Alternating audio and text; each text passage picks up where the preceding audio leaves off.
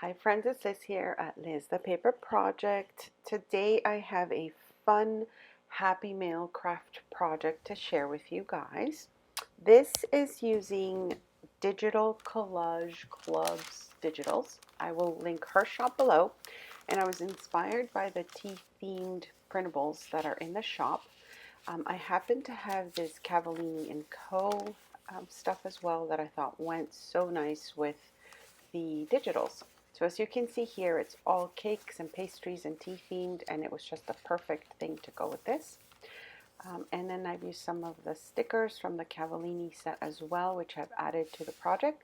So if you stick to the end of the video, I will show you just how I put the basic structure of this together. It was so fun to do.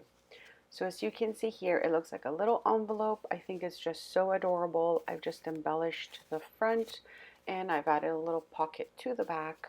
And I just think it's such a cute idea to send in Happy Mail or Snail Mail or, just another little fun project you can do with your little extras.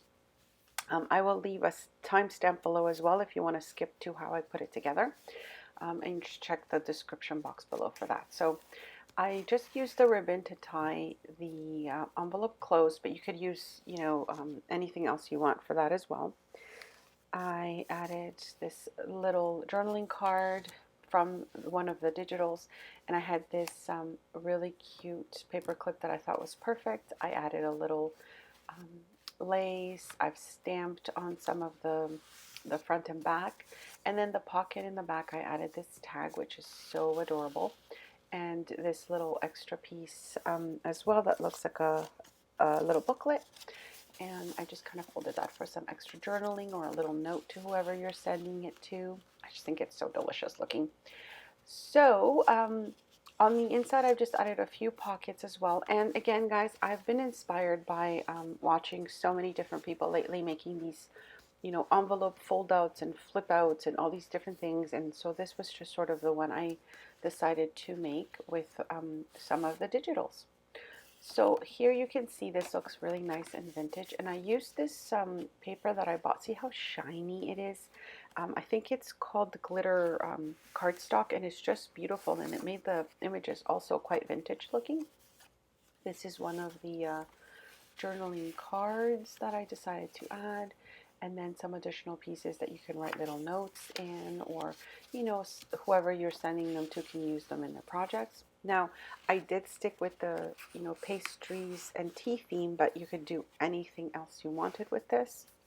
I added two pockets at the bottom, a tiny one with these little tags, and then one larger one that holds all these other little pieces as well. Really like this postcard with a little tea set.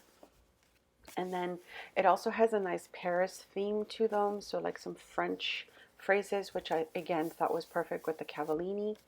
I did make this envelope with a piece from the paper collection that I used, and then the little journaling card. So I used the shabby chic papers for the pockets and the front of the envelope. And the way I put this together is super easy. I think you guys are going to have so much fun seeing what I did. So stay tuned to the end of this video and I'll show you just the basic pieces I used to put this cutie together. As you can see, you can add your own embellishments to the front and back.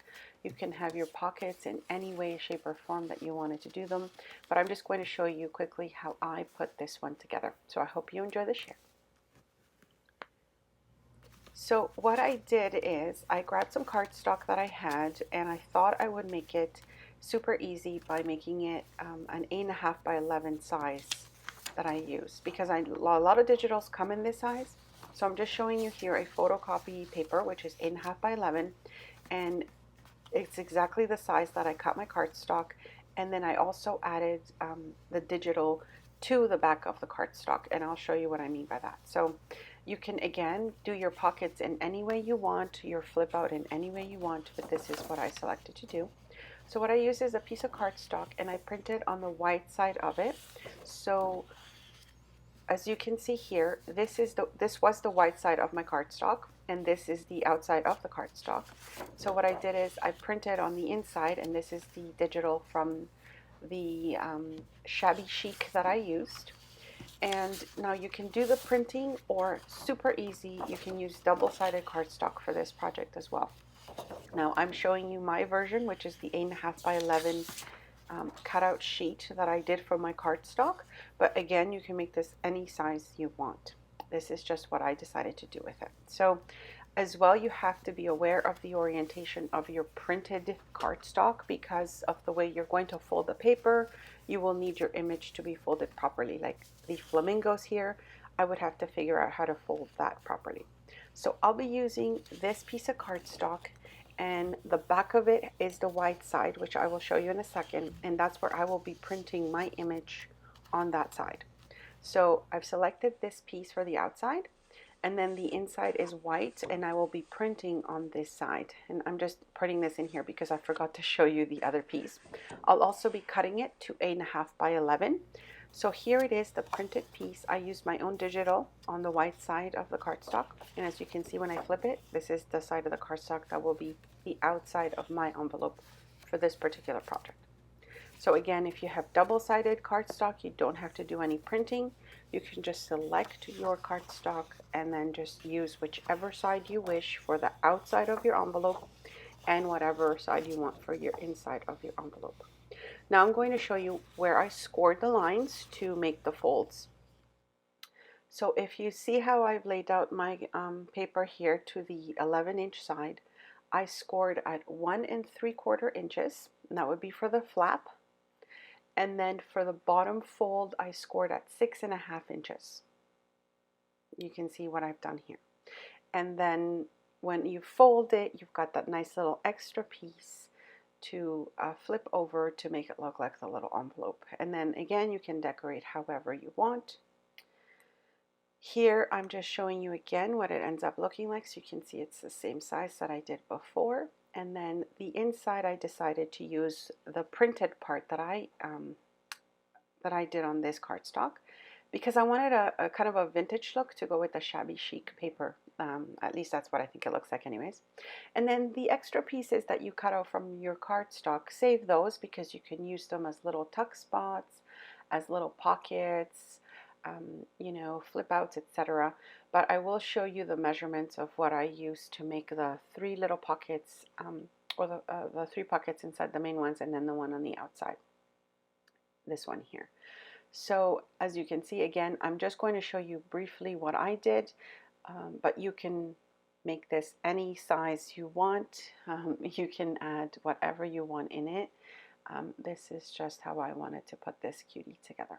So let me show you the measurements for the pockets, and hopefully this will give you some inspiration to get some done yourself. Okay, so I've gone ahead and cut out some of the pieces that I'll be using as the little pockets and tuck spots, or at least showing you how I would put them together. So for the bottom pocket, I cut my piece of paper to be the length of the bottom of the envelope, which is 8.5 inches across, and then 2.5 inches top to bottom. And that's just the size that I use for my little pocket. So as you can see here, if I add it to the bottom, I will have my little pocket in the top, and it fits perfectly within the structure of my little envelope. And then this one I cut to 4 3/4 inches top to bottom, and the size of the length is anything you want. So that's why I've just sort of left that on its own, because you can make these tuck spots, you can make them belly bands, you can do the, you know, pockets in a different way, but this is just how I cut them to fit. And you can see here, that's how I made the double little pockets there. And again, it's just using my extras. And then for the back pocket, or the outside, I cut the piece at 3 3/4 inches, and that's just both top and bottom. And so again, I can do my little pocket on the side like I did here, or you can do pockets, you know, if you move it to the other side, it can be on this end as well. So as you can see, it's super fun. You can make the larger pocket on the outside if you want it, on the back instead of the inside. You know, this would be your little tuck on the back of the envelope, or you can put this in the front of it as well. Again, it's up to you, but I just thought I'd show you the structure of the pieces that I used to put this together. I hope you enjoy the share. give me a thumbs up if you liked what I shared with you. Leave a comment below if you have any questions, and I'll see you guys next time. Thanks so much for stopping by.